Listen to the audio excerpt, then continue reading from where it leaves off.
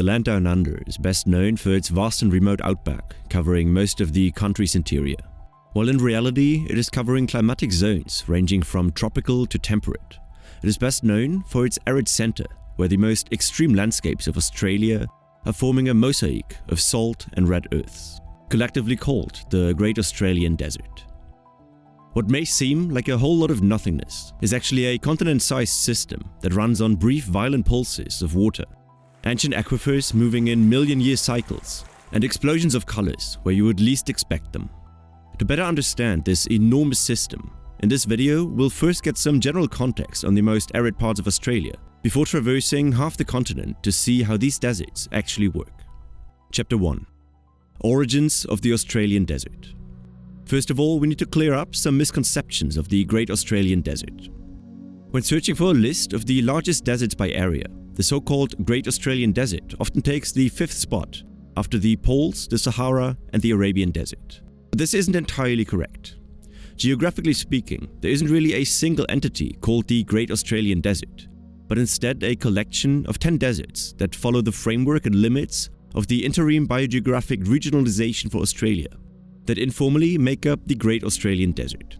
These 10 deserts are largely organized into an eastern and western cluster, but while I have drawn clear borders between the constituents here, they are a little bit more fuzzy in reality. Deserts are commonly defined not by heat, but by the water balance, and with the rule of thumb that any area receiving less than 250 millimeters of rain per year is considered a desert. This rule, however, doesn't capture many edge cases, so the concept of an aridity index is sometimes used instead. That index is simply rainfall divided by the atmosphere's drying power, meaning how much water could evaporate given temperature, sun, humidity and wind, and in deserts this index is typically below 0.2. In the case of our Australian desert, these criteria are always met in the core of each desert, but become less precise around the margins. Further, unlike deserts like the Sahara or Arabian Desert, the Australian desert can be a lot more erratic. Sudden cloudbursts can exceed the precipitation threshold in a single day, while other years see no precipitation at all. The transition zones from one desert to another are also not as precise as I've drawn them here. Instead, it is an approximation aggregating various different sources that use dominant landforms, vegetation and drainage patterns to distinguish between the deserts.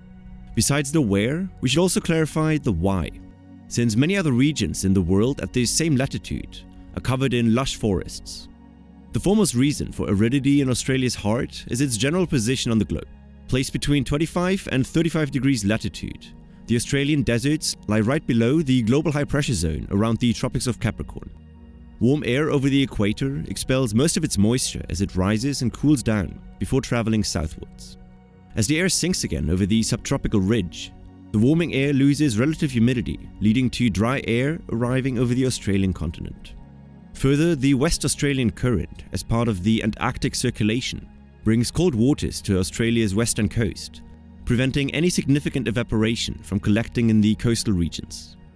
And on the east, the Great Dividing Range enhances rainfall on the coastal side and can reduce moisture penetration inland, contributing to a sharp wet-dry gradient across the continent. The combination of all of these factors make the continent of Australia the second driest continent on the planet after the Antarctic ice desert. But within these harsh conditions also lie a lot of geographical peculiarities, which we'll travel through from west to east, bringing us to Chapter 2, the Western Desert. Starting just behind the coast of the Dampier Land lies the Great Sandy Desert, the first of 5 deserts in this larger cluster. Right off the bat, it boasts some of the highest temperatures of Australia, which pushes against the slightly higher precipitation than what you would typically see in the desert. The average of 300 millimeters of rain that falls annually can be misleading though, since this region is known for some of the most erratic weather.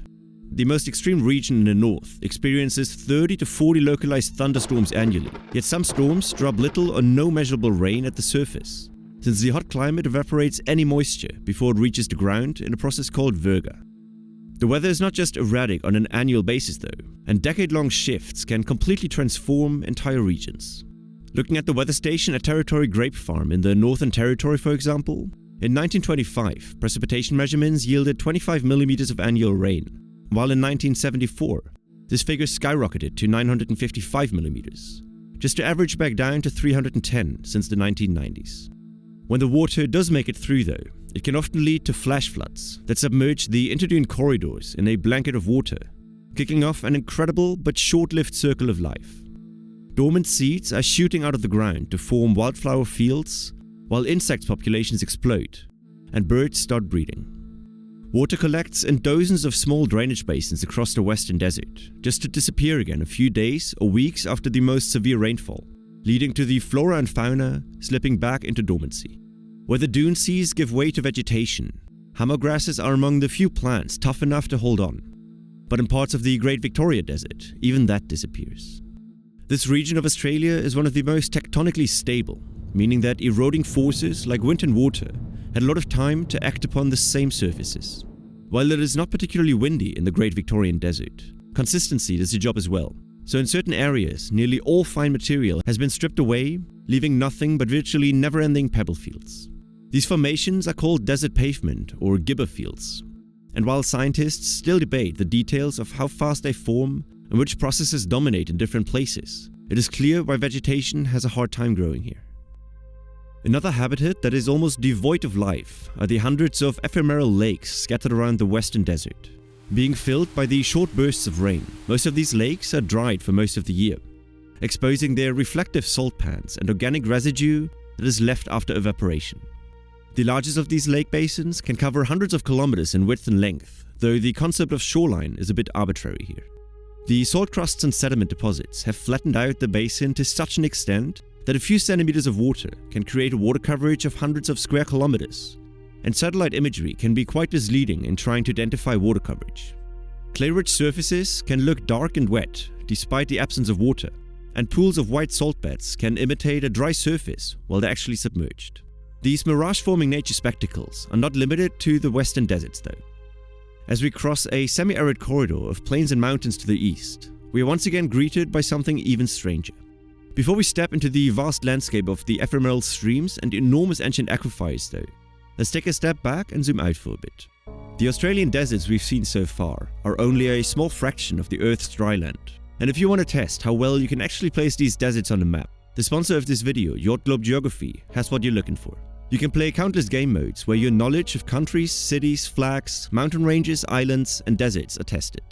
I've been especially enjoying the daily challenges, which combine history and general knowledge with geography, and the duel mode, where you can challenge friends and online users in a global battle of general knowledge. If you want to challenge me for a game, just send a game invite to FactSpark, or follow the link in the description below. JordGlobe Geography is one of the best ways to study all the intricacies of geography, so if you want a more interactive way to deepen the knowledge on the topics that we're already discussing on this channel, download JordGlobe Geography for free on Google Play and the App Store. I'll leave the link in the description below, and now let's continue with the second half of the Great Australian Deserts. Chapter 3. The Eastern Deserts. Separated by a series of semi-arid ecoregions like the Stony Plains, Finca, McDonnell Ranges, and the Bird Plains to the east, a cluster of 5 more deserts are covering the centermost outback. The storm-driven, boom-bust ecosystems of dunes and gibber fields now transition to a somewhat calmer ecosystem that is shaped by large ephemeral rivers and the largest aquifer on the planet. Spanning 1.7 million square kilometers, roughly the size of Alaska or countries like Mongolia or Iran, the Great Artesian Basin underlies 22% of Australia and is a vital lifeline for the continent. Alternating layers of porous sandstone and watertight shale or mudstone are forming lens-shaped bowls reaching from the Great Dividing Range to the heart of the outback, trapping groundwater in million-year-long cycles. From the highest elevations of New South Wales, the aquifer reaches up to 3,000 meters into the ground, and water which enters the exposed porous layers in the mountains can take up to 2 million years until it reaches the westernmost extent under the desert. Here, natural springs and seeps, cracks in the impermeable layers, press the water to the surface, where a series of surface streams define the landscape. Between the 5 deserts of the eastern cluster, the Cooper Creek, Diamantina, Georgina, and Finca rivers all funnel waters from Australia's largest drainage basin into the epitome of Australian salt lakes. Lying above the Tirari Desert in the center of the eastern cluster, the Kati Thunder, formerly known as Lake Eyre, is the lowest point on the Australian continent at 15 meters below sea level, and the final destination of these waters. All of these streams are ephemeral rivers, meaning they run only when favorable conditions line up. Most years they are chains of dry channels, waterholes and flats.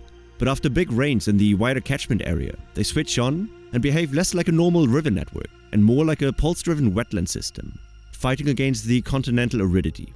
Despite these sources of water in the largest drainage basin of the continent, water reaches the Cati only on rare occasions. Exceptional rainbursts are necessary to create a blanket of water on these salt pans. And in these instances, not just the Cati, but the drainage basin as a whole transforms in its entirety. The shallow river courses easily overflow, creating vast wetland regions which make the whole basin explode with color and life.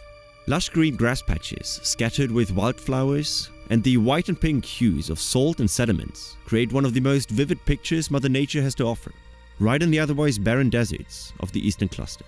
Even during times of flooding, however, Cati barely fills to its maximum extent. Since surveys began in the 19th century, there have only been 3 instances where the salt pan of the lake is filled completely, connecting the 2 major basins into one continuous system. In these instances, which last occurred in 1974, the lake still only reached a depth of around 6 meters or 20 feet at its deepest levels, and with evaporation rates of up to 3.5 meters per year, it is always a short-lived spectacle. In 2025, after years of drought, Cati finally filled again, as it's visualized in this photo series created by NASA's Terra satellite, and the impacts on wildlife have been truly exceptional. Brine shrimp eggs, which have been dormant in the soil for years, suddenly come to life, and where floodwaters persist, fish follow, and then pelicans, banded stilts, and many other bird species join the feast. Once the wetlands fade again, the dire salt crust quickly returns, and the fauna that once was thriving in abundance now has to seek refuge in the mount springs of the Great Artesian Basin, waiting for the cycle to repeat. Overall, the 10 deserts that make up the broader Great Australian Deserts live in a constant anticipation of new water. Whether it be through brief erratic violent storms and flash floods, or ancient groundwater with temporary rivers fighting to complete their course, these biological pulses are an immaculate example of natural systems existing on the edge of what's possible. If you want to see the other side of the Australian water story, the Murray-Darling Basin is the perfect opposite. A temperate river system not challenged by nature's constraints, but instead by human challenges. You can find that video here, or watch what YouTube thinks is best for you here. And thanks again to JordGlobe Geography for sponsoring this video. Test your geography knowledge in countless game modes and send me a challenge for a duel to the username FactSpark and see if you can beat me in locating cities and natural features around the globe. Download the game now with the link in the description below. See you in the next one. Cheers.